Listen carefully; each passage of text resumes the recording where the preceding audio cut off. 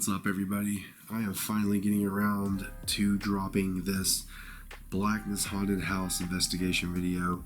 I apologize that's taken so long to get to this point, but with work and the holidays, things have really kind of picked up for me around here. But this is it. If you haven't been to the Blackness haunted house and you're in the surrounding Plainview, Lubbock, Amarillo, Texas area, you are missing out. This place is fantastic. It's awesome. They're open, I believe, from September to November for spooky season, but they also reopen in February for a Valentine's Day event. So hop on over to their Facebook page and their Instagram page for further details on the dates and times that they're going to be open, but totally worth checking out for sure. So the Blackness haunted house already had witness accounts of doppelgangers, entities, apparitions, unexplained sounds, so we knew that we were going into a place with some level of activity that several different people had witnessed on their own. Throughout the investigation, we heard, kind of some personal accounts. We heard some noises that we couldn't explain. We even went on what we would call a scavenger hunt by the spirit talker actually telling us to go to certain areas of the haunted house. I mean, things like calling out like the word like chimp or monkey or foliage. Those types of key words were actually part of the haunted house, and so we went to those different locations to see what we could find. Which reminds me, if you haven't yet checked out the Legion Unknown YouTube channel, be sure to hop over there for the full investigation of the Blackness haunted house. I'll link that in the description below. Anyway, so we made our way through the entire haunted house, and then we got to the room that was called, well, I called it the doll room, but others have called it the portal to hell. So we decided to post up there and do a spirit box session where we actually captured some of the most intelligent responses that we ever have on the spirit box. You'll see that in this video here. But stay tuned to the end of this video for the debrief, where we'll summarize, we'll recap kind of the evidence that we captured, and then you'll kind of get my opinion on everything as well. I'll also let you in on where our next investigation is going to be and some of the events that have taken place there. So stick around for that. But yeah, enjoy this video and we'll catch you in the debrief.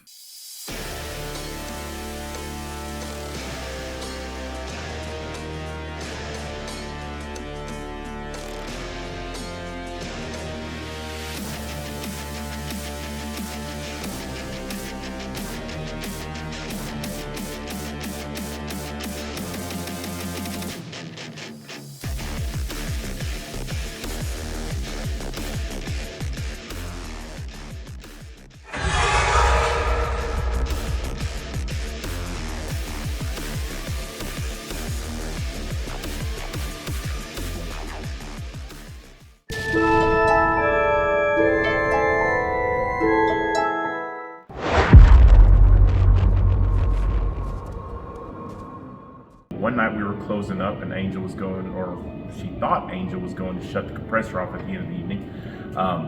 And she had looked up and she was putting away what she needed to in the merch booth. And she saw Angel physically walking towards her, and she looked up and she was like, "Hey babe." And when she went down to do what she was doing and looked back up, he was gone. And there was no real way in that walk path that he could have disappeared. So she figured out real quick that wasn't him. We have a swamp area. And we pump it full of fog and we cut it with a laser.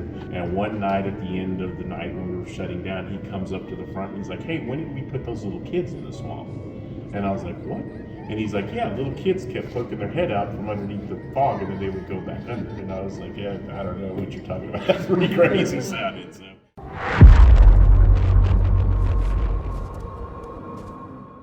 Feel free, you can chime in anytime. Okay. Feel free, you can chime in anytime.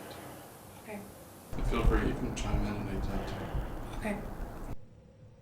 Did you catch it? Yeah. It's spinning right now. Which one? Really,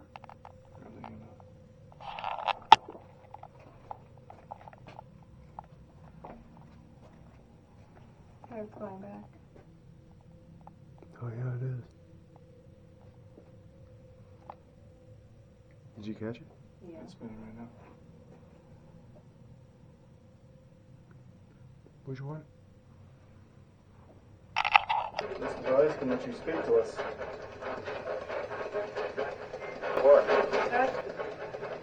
Is this room really a portal room?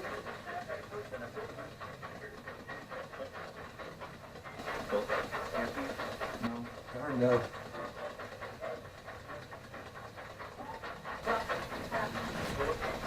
Is there a portal in this room?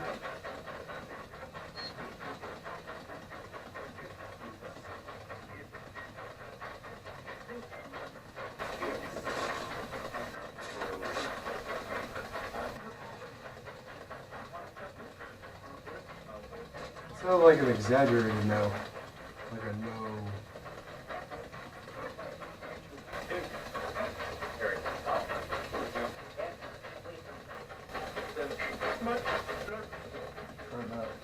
Did you hear my name?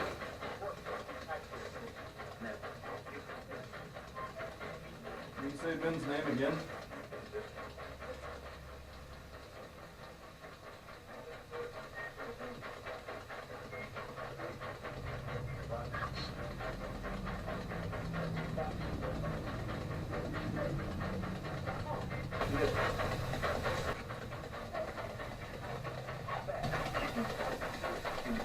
That was it again, wasn't it? God. Say Eric's name, please.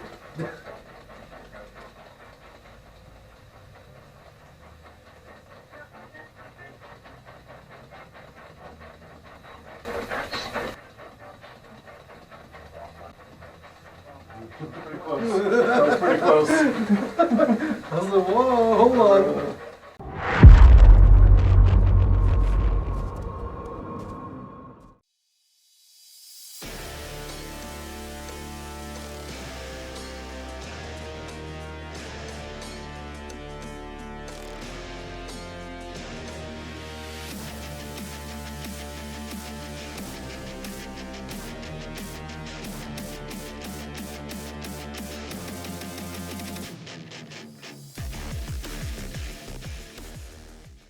What's up, everybody? I'm back for the debrief where we're going to recap and discuss the investigation video that you just watched.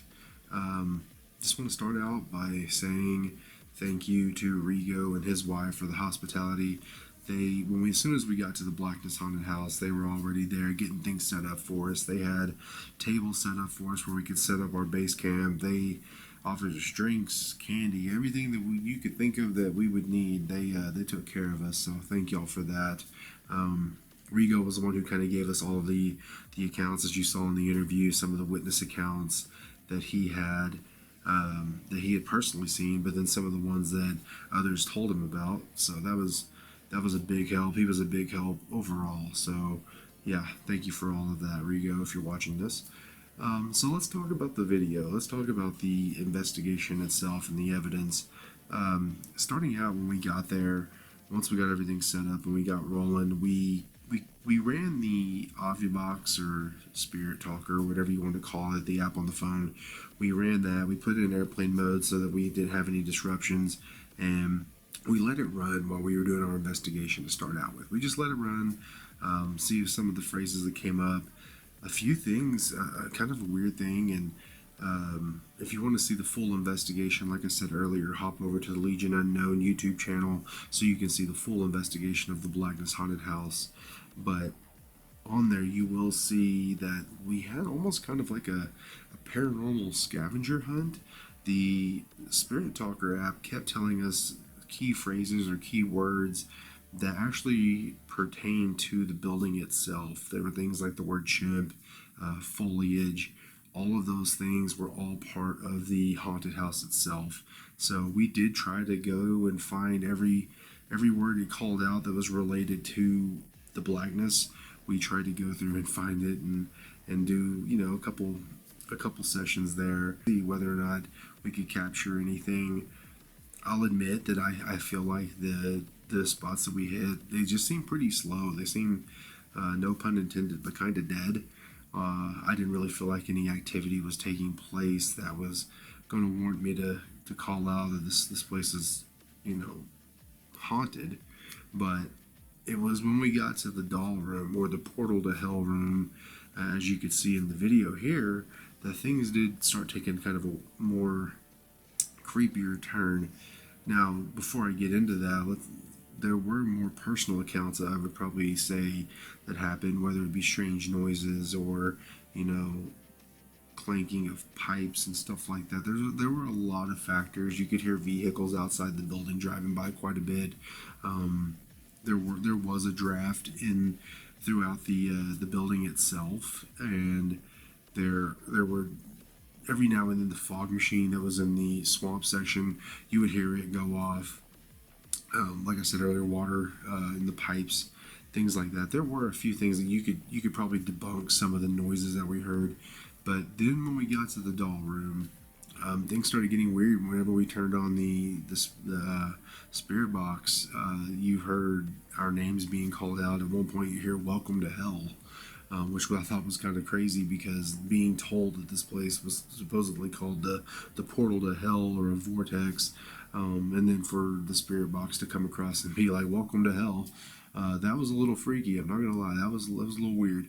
They were hearing our name, so that's a weird thing for me personally, because every time that I've used a spirit box, whether it be during my active time now doing paranormal investigations to just doing them for fun. One example was in Arizona. My wife and I went and stayed in Jerome, Arizona, which is supposedly one of the most haunted towns in Arizona. If you ever have the opportunity, you should check it out. It's an old mining town with tons of history behind it. But anyway, we did a ghost hunt tour there, and the gal who was our tour guide, she was actually a part of some of the shows, like on the Discovery Channel and things like that. So she was experienced.